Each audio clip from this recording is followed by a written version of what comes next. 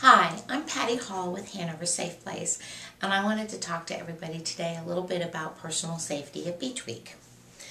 Beach Week is often a fun and exciting time to celebrate graduation.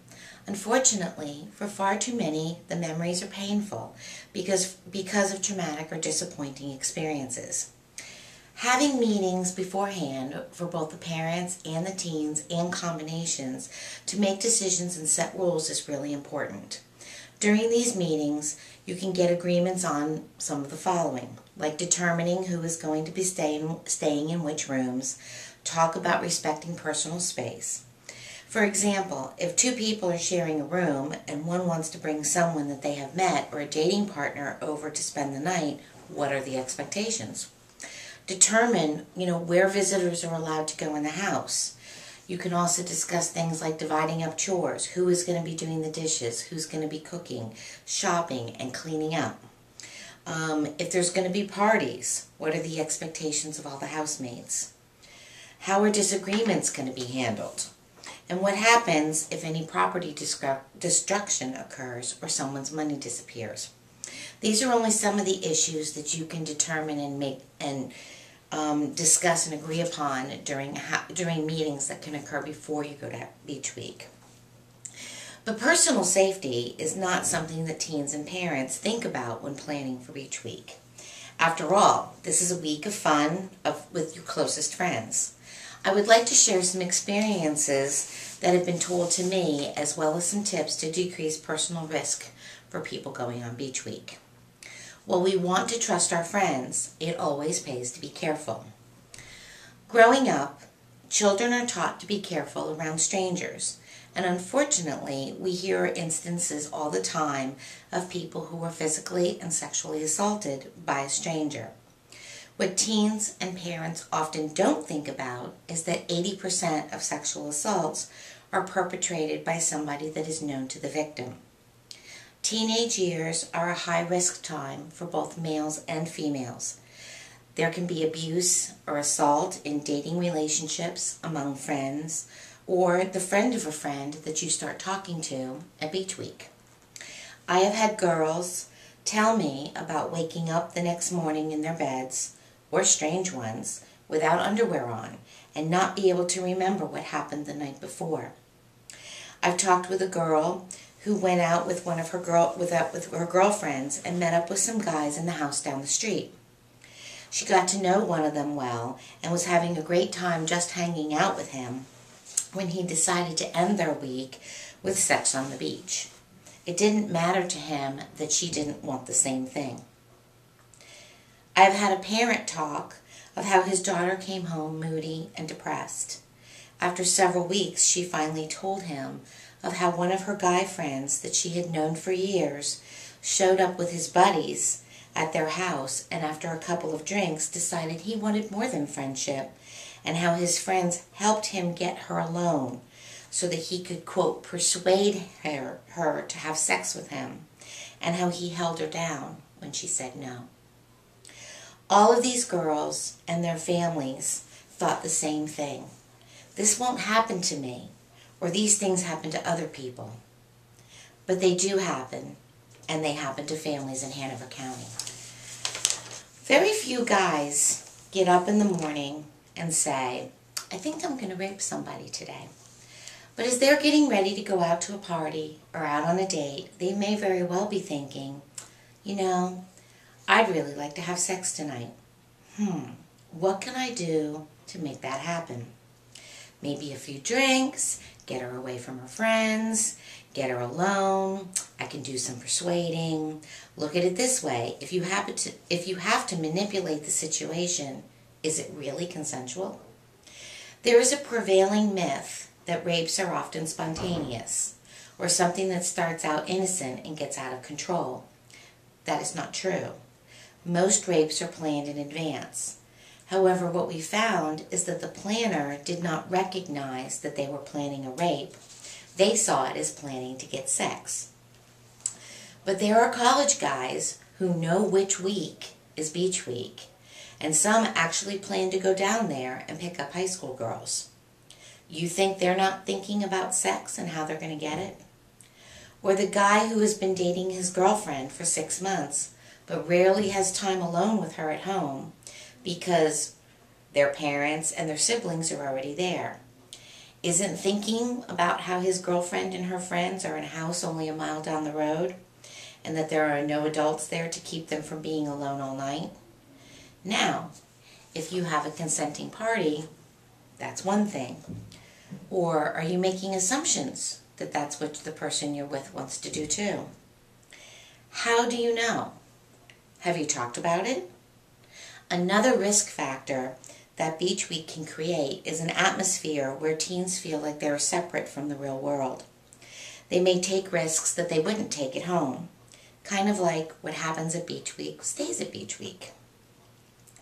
Another major factor that plays into sexual assaults are date rape, drugs, and alcohol.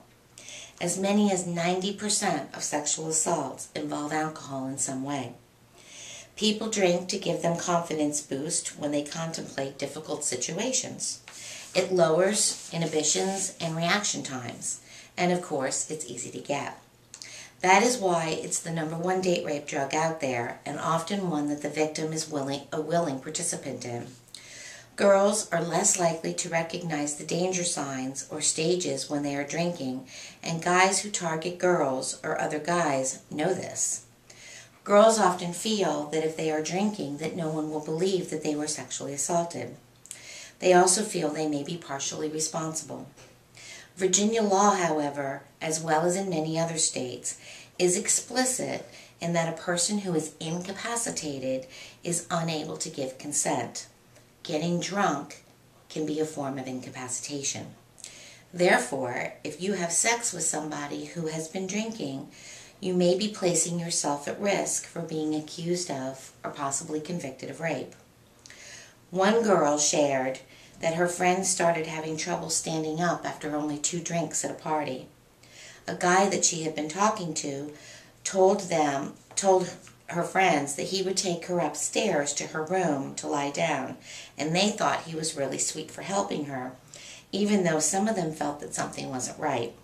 They found out afterwards that he had put something into her drink, and when he took her upstairs, he assaulted her. Most people think of sexual assault as something that happens to girls, and if we talk about it, it is girls that we focus on, trying to warn or to protect. But what about guys? Sexual assault is not just an issue about women. It is about men too. They are involved in every aspect. Nationally, 1 in 6 women will be sexually assaulted in their lifetime. And girls ages 16 to 19 are 4 times more likely than the general population to be a victim. But did you know that 10% of victims are male? I have had guys share stories where they have been sexually assaulted by other guys. Guys rape. Guys are raped. They have close friends who are raped. And they have good friends who sexually assault other people. It is an issue that needs to be talked about, and the risks go up significantly during Beach Week. All of these things raises one's risk of being sexually assaulted. The sense of false security, the anonymity of Beach Week, the potential places for being alone, the alcohol, the date rape drugs, and the guys who target girls at parties. So what do you do about it?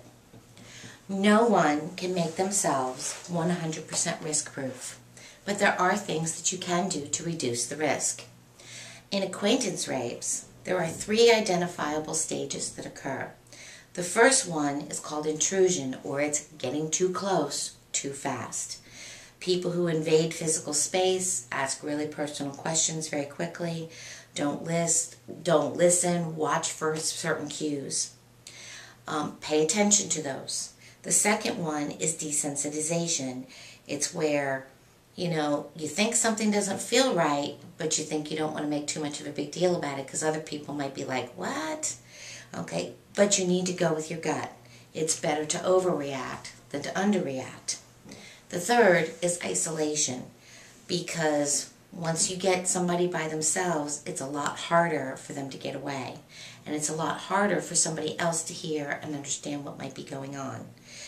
just a comment of, let's get out of here and go somewhere quiet, it's too noisy. You might take as, oh, they want to spend time talking to me, hear me better, they're interested in what I have to say, but it might really be about getting you away from everybody else. Girls, watch your drinks, and it doesn't matter whether it's alcohol or not. Date rape drugs can be put into bottles of water. They're colorless, tasteless, odorless. Talk to your friends. Make pacts to watch out for each other. Check up on each other.